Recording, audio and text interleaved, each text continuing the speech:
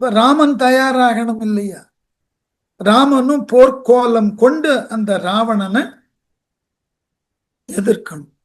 ராவணனுக்கே இவ்வளவு பெரிய விளக்கங்களை கொடுத்தாச்சுன்னா ராமனுக்கு என்ன விளக்கம் கொடுக்கும்?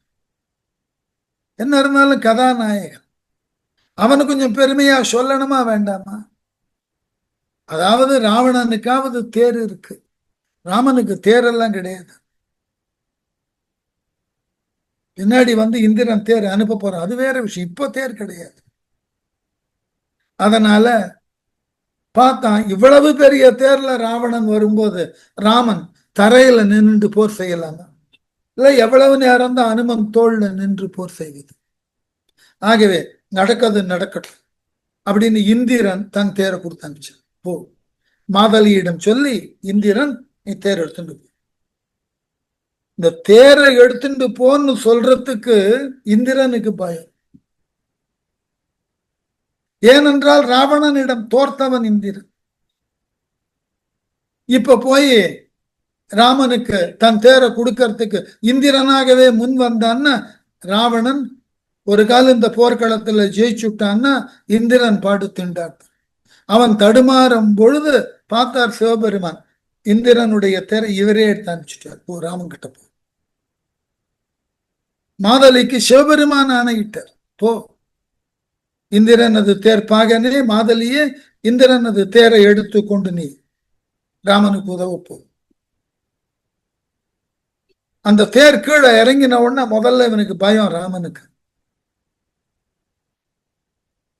வந்த தேர் உண்மையிலேயே என்ன தேர்? அரக்கர்கள் ஏதாவது மந்திரம் செய்து இந்த தேரை அனுப்பியிருக்கார்கள்? இல்ல இல்ல, அப்புறம்தான் இந்திரனால் அனுப்பப்பட்ட தேர் என்ற உண்மைக்கு உட்படுகிறார். இந்த பகுதி இப்ப ராமன் போருக்கு தயாராகிறார். ராவணனை பத்தி படிச்சுட்டோம். இப்ப ராமன் எப்படி போருக்கு தயாராகிறார்?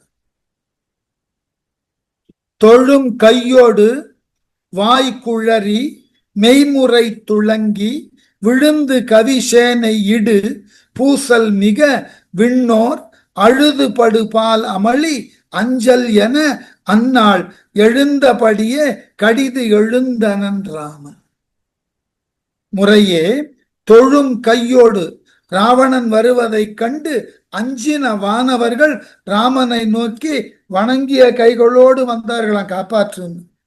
வாய்க்குழறி, இந்த ராவணனது பெரும் படையும் அவனது தேரையும் பார்த்த பயத்தினாலே அச்சத்தால் பேச்சு குழறி மெய் துளங்கி உடம்பு நடுங்க கவிசேனை வானர படைகள் எல்லாம் விழுந்து இடு பூசல் மிக நிலத்திலே தடுமாறி ஓடி வந்து ராமன் காலில் விழுந்தது.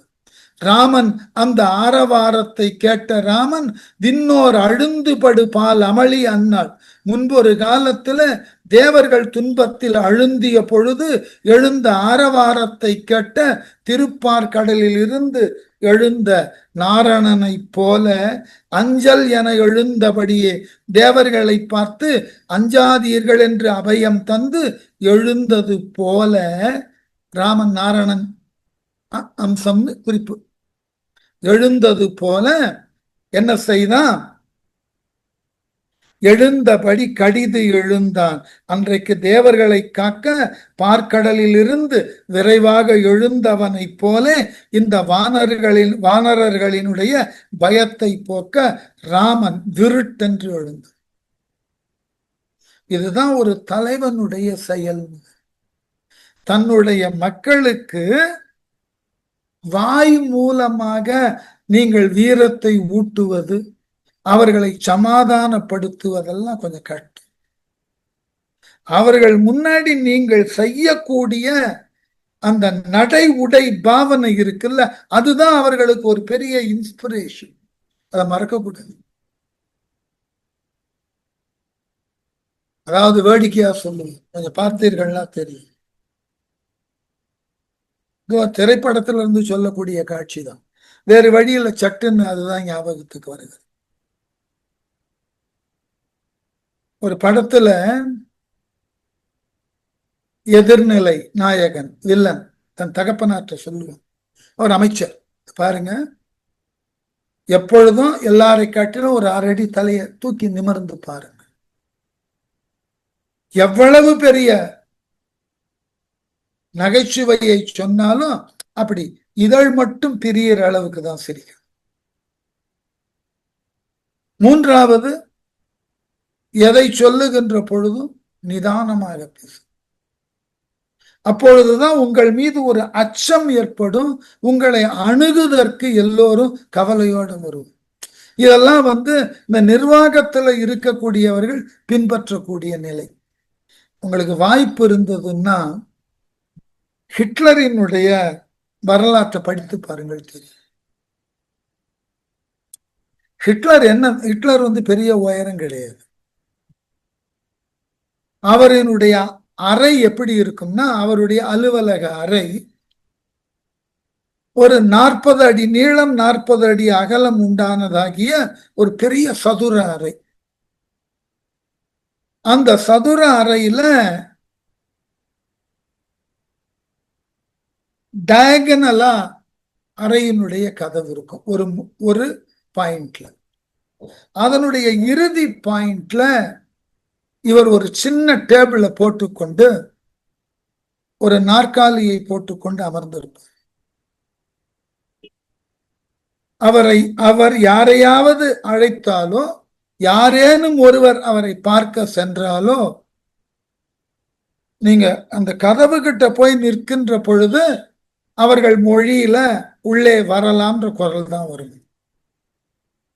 நீங்கள் அந்த டயகனலா அந்த தூரத்தை கடந்து அவர் மேஜைக்கு முன்னே 4 அடி தள்ளி நீங்கள் நிற்கின்ற வரைக்கும் உங்களை ஏறிட்டே பார்க்க மாட்டார். அதன் பிறகு மிகுந்த மௌனத்தோடு அமர்ந்திருப்பார். ஒரு வார்த்தை பேச மாட்டார். சில நேரம் அப்படியே ஒரு சில மணி துளிகள் அப்படி இருப்பார். ஏனென்றால் வரக்கூடியவர் அவ்வளவு பெரிய அறையில அவர் முன்னே ஹிட்லர் முன்னாடி தனித்து நின்று அமைதியாக ஹிட்லர் இருக்கின்ற பொழுது ஹிட்லர் என்ன நினைக்கிறான் தெரியாது. ஆகவே நின்றவர்களுக்கு மெல்ல பயம் வர ஆரம்பிக்கும். எதற்கு அழைத்தாரோ, இப்படி தன்னந்தனியாக மாட்டிக்கொண்டோமே, அந்த அச்ச உணர்வு மெல்ல வர வர வர ஒரு சில மணித்துளி எடுத்துக்கொள்வார் ஹிட்லர். இவன் முழுமையுமாக அச்சத்தின் வயப்பட்டுட்டான்னு தெரியும். அப்ப பேச அச்சத்தின் வயப்பட்டவன்ட்டு நீங்க பேசினீங்கன்னா நீங்க பேசியது எல்லாம் சரின்னு ஒத்துண்டு போயிடும். ஏன்னா அவனுக்கு அந்த இடத்தை விட்டு தப்பித்தால் போதும். அவனுக்கு அதுதான் அப்போதைய லட்சியம், அப்போதைய இலக்கு அதுதான். அதனால என்ன செய்வார்? அமைதியா நிற்பான், உட்கார்ந்து இருப்பான், ஏறெடுத்து கூட பார்க்க மாட்டார். உங்க மனதுல நம்மை அழைத்து நம்ம முன்னாடி நிக்கிறோம், நிமிர்ந்து கூட பார்க்காமல் ஏதோ பிற வேலை செய்து கொண்டு இருக்கிறாரு அப்படின்னு நீங்க அந்த தனிமையை உணர ஆரம்பிச்சா மெல்ல பயம் வர ஆரம்பிச்சு. அதுதான் இப்போ பண்ணின வேலை. என்ன செய்தான்? கடற்களிறு என தனைய கண்ணன் ஓர் காலன் விடக்கயிறு என்று பிறழும் வாழ்வலன் விசித்தான் மடக்கொடி துயர்க்கும் நெடு வானின் உறைவோர்தம் இடர்கடலினுக்கும் முடிவு என்று என இசைத்தான். எப்படி ராவணன் என்ன சொன்னா? ஒன்று, இன்றைக்கு சீதை தன் கைகளினால் தன் வயிற்றை பிசைந்து கொள்வாள், இல்லை என்றால் மண்டோதரி அப்படின்னு ராவணன் முடிவு செய்து போர்க்களத்துக்கு வந்தான். ராமன் என்ன செய்தானா? கடற்களிறு என தகைய கண்ணன் மதம் கொண்ட ஆண் யானையை போன்று விளங்கக்கூடிய ராமன் ஒரு காலன் ஒப்பற்ற யமனுடன் விடக்கயிறு என பிறழும் வாழ் நஞ்சு போன்ற பாசக்கயிறு போல விளங்கக்கூடிய உடைவாளையும் வலவன் விசித்தான் வலப்புறத்திலே கட்டி கொண்டான். மடக்கொடி துயர்க்கும், மடக்கொடினாக்க இளம் கொடி போன்றவளாகிய சீதையினது துன்பத்தினுக்கும் நெடுவானின் உறைவோர்த்தம் நீண்ட வானுலகில் வாழுகின்ற தேவர்களுடைய இடர்கடலினுக்கும் துன்பமாகிய கடலுக்கும் இன்று முடிவு என இசைத்தான். இன்றோடு முடிவு வந்தது. இன்றோடு சீதையின் துன்பம் போயிற்று, தேவர்களினது துயரம் போயிற்று. இப்ப நான் என்ன பொருள், நான் இன்று ராவணனை இந்த போர்க்களத்தில் முடித்து விடுவேன் அப்படின்னு ராமன் எழுந்த. தன்னக வசத்து உலகு தங்க ஒரு தன்னின் பின்னக அசத்து பொருள் இல்லை பெரியோனை மன்ன கவசத்து உறவறிந்தது என என்போ இன்ன கவசத்தையும் ஓர் ஈசன் எனலாமால். தன்னகவசத்து தன்னுள்ளே உலகு தங்க உலகங்களையெல்லாம் தன்னுள் தங்க வைத்திருப்பவன் நாராயணன். ஒரு தன்னின் ஒப்பற்ற நாராயணனை காட்டிலும் பின்னாக அசத்து பொருள் இல்லை, வேறுபட்டதாகிய சக்தியை பெற்ற பொருள் வேறு எதுவும் இல்லை. நாராயணனை போன்று சக்தி உள்ள பொருள் வேறு எதுவுமே உலகத்தில் இல்லை இல்லை என என்பது போல பெரியோனை ராமபிரானை மன்ன நிலை பெற்று கவ்வுமாறு சத்து உற வரிந்து என என்கோ உண்மை பொருந்து கட்டப்பட்டது என்று சொல்வதா இன்ன கவசத்தையும் பிணித்து ராமன் மேனியை பற்றிய கவசத்தையும் ஓர் ஈசன் எனலாம், ஒரு பரம்பொருளே என. எப்படி ராமனே பரம்பொருள், அவன் உடல்ல போருக்காக கட்டிக்கொள்ளப்பட்ட கவசம் மற்றொரு பரம்பொருள் போல இருந்ததாம். ஆகவே கடவுள் தான் எல்லா பொருளிலும் தங்கி இருந்து அந்தந்த பொருள்களுக்கு சக்தியை தருகிறான். அவனிலும் வேறாகி அவனால் வலிவு பெறாத ஒரு பொருளும் இல்லை. ஆனாலும் கடவுளுக்கு கவசம் என்று ஒன்று உடல் பதிந்து அவனை காப்பாற்றப்படும் என்று சொல்லுவது பொருந்துவதாகாது. எப்படி அவதாரமாகிய ராமனுக்கு அவனால் அணிந்து கொள்ளக்கூடிய கவசம் அவன் உயிரை காப்பதற்கு உரியதுன்னு, அப்புறம் அவன் என்ன பரம்பொருள், அவன் என்ன கடவுள் தன்மைக்கு உரியவன்? இந்த சிக்கல் வரும். ஆகவே இந்த காலத்து ராமபிரானை தன்னுள் கொண்டமையால் அந்த கவசமும் ஒரு கடவுளாக கருதப்படும். யார்? வைமுகோவோட உள்ள என்ன அழகு பாருங்க. ராமனை விட்டு கொடுக்க முடியாது. ராமனே பரம்பொருள், அவன் போர்க்கள நீதிக்கு ஒரு கவசம் அணிந்திருக்கிறான்னு பரம்பொருளை காக்க ஒரு கவசமா எங்கேயாவது நடக்குமா? அவனே எல்லாம் பொருள், எல்லாமுமாய் ஆன பொருள் அவனே பரம். அந்த பரம்பொருளுக்கு ஒரு கவசம், அது எப்படி நடக்கும்? பொருத்தமே இல்லையே, ஒரு பெரிய முரண்பாடாயிற்று. அதனால்தான் வைமுகோ சொன்னார் ரொம்ப அழகா. வைமுகோன்றவர் கம்பராமாயணத்துக்கு உரை எழுதின மாபெரும் அறிஞர். இப்ப கிடைச்சிருக்கு. என்ன 1950களுக்கு அப்புறம் வைமுக பதிப்பை நிறுத்திட்டார் சொல்லி இருக்கேன்னு நினைக்கிறேன். நல்லா கல்லூரி பணிக்கு வந்ததன் பிறகு அந்த வைமுக உரை மீண்டும் பதிக்க வேண்டும் போது உரிமை வேற ஒரு நபற்ற கொடுக்கப்பட்டிருந்தது. ஸ்டார் பிரசுரம்னு ஒரு நூல் வெளியீட்டாளர் இருந்தார். அவர்கள்ட்ட அந்த உரிமை இருந்தது. நானும் என்னுடைய சில பேராசிரியர் நண்பர்களுமாக அவரை சந்தித்து அந்த உரிமையை எங்களுக்கு கொடுங்கள், நாங்கள் இந்த நூலை அச்சிட்டு மறுபதிப்பு செய்து வெளியிடுகிறோம் அப்படின்லாம் போய் கேட்டோம். ரொம்ப அதீதமா பணம் கேட்டார். நம்மளாலாம் போக முடியாது. சில லட்சங்கள் கேட்டார். அப்ப எங்களுடைய சம்பாத்தியமே சில ஆயிரங்களுக்கு உட்பட்டது. அன்றைக்கு எங்களிடம் வசதி இல்லை. அப்புறம் அத ஒரு 6 ஆண்டுகளுக்கு முன்பு மீண்டும் பதிப்பித்திருக்கிறார்கள். ராமாயணத்திற்கு, குறிப்பா கம்பராமாயணத்தினுக்கு நல்லதோர் உரை வேணும்னா வைமுக பதிப்பு. வைமுகோ வடமொழியிலும் கரை கண்டவர். அதனால அவருக்கு வால்மீகம் ரொம்ப சர்வசாதாரணமா தெரியும். அதனால தேவைப்படக்கூடிய இடங்கள்ல ஒப்பிட்டும் உரழ்ந்தும் மிக அழகா உரை எழுதியிருக்கு. வைமுக பதிப்பு ரொம்ப அழகான பதிப்பு. அவரும் அவருடைய சகோதரர் வைமு கோபாலகிருஷ்ணமாச்சாரியார், வைமு சடகோபா 2 பேருமா சேர்ந்து ரொம்ப அழகா உரை எழுதியிருக்கிறார். வைமுக பதிப்புன்னா ஒண்ணு கம்பராமாயணம், மற்றொன்று திருக்குறள்.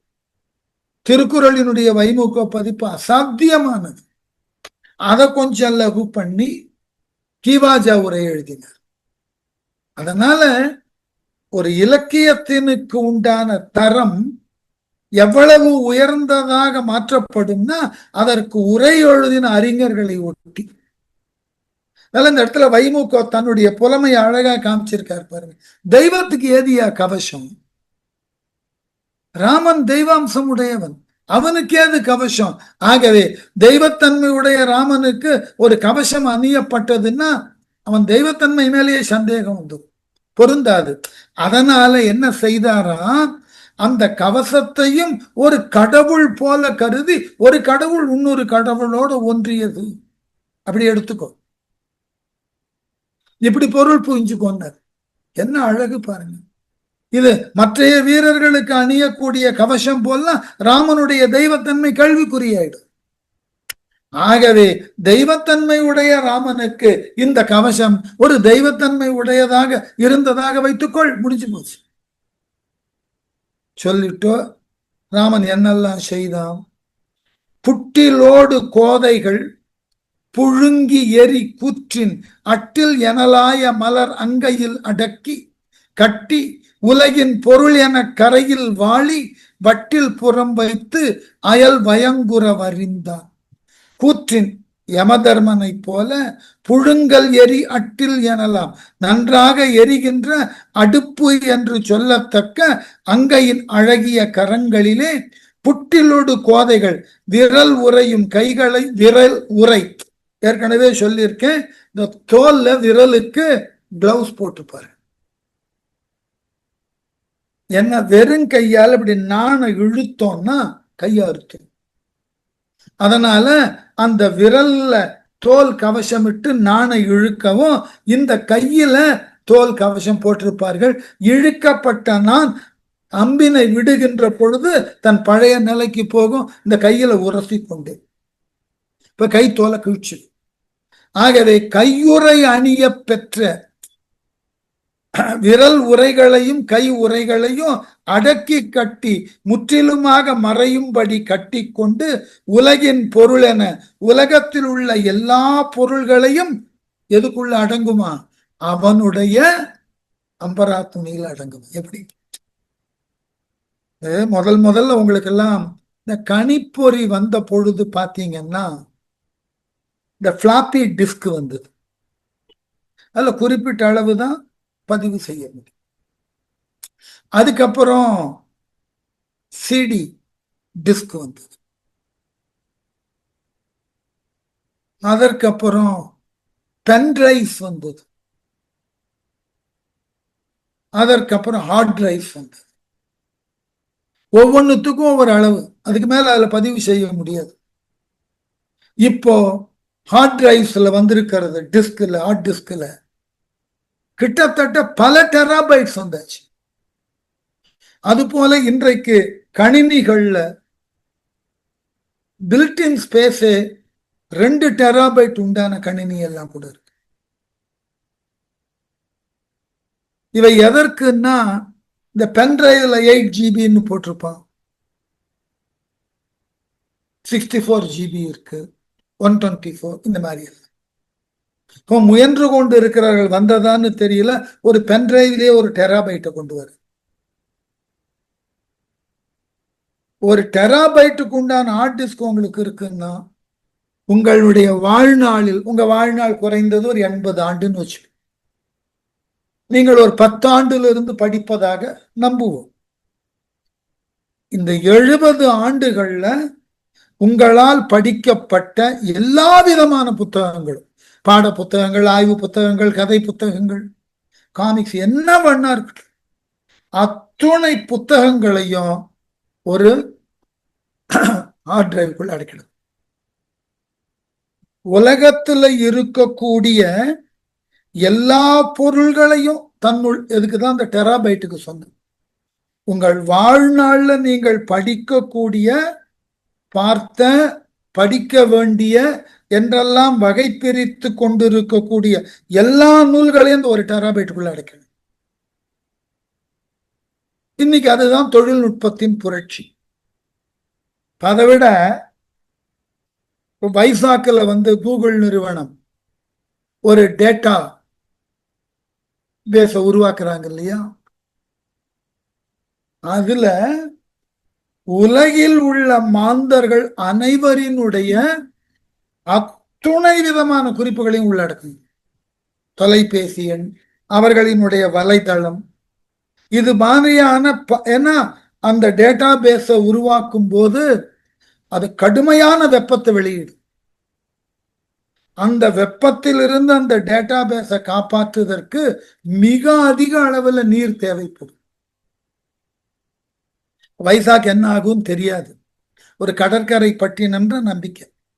பல இடங்கள்ல பல நாடுகள்ல கூகுளினுடைய பல டேட்டா பேஸ் கடலுக்கு அடியில தான் இருக்கு.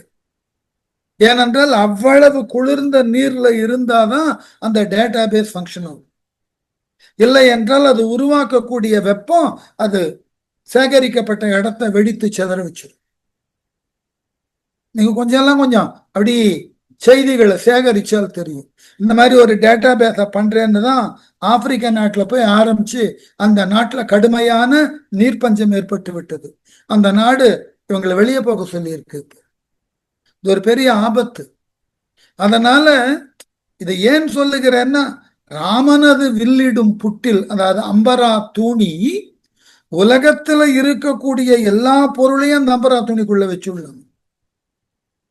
அப்படின்னா அவனுடைய அம்பரா தூணில எவ்வளவு அம்புகள் இருக்குன்னு பாருங்க. உலகின் பொருள் என கரையில் வாளி அளவற்ற அம்புகள், வாளின்னா அம்பு கொண்டுள்ள வட்டில் அம்பரா தூணியை புறம் அயல் வைத்து முதுகு பக்கத்திலே வைத்து பயங்குற வரிந்தான், இறுக்கமா கட்டி கொண்டான். என்னாயிற்று என்று அடுத்த பகுதியில் பார்ப்போம். நன்றி.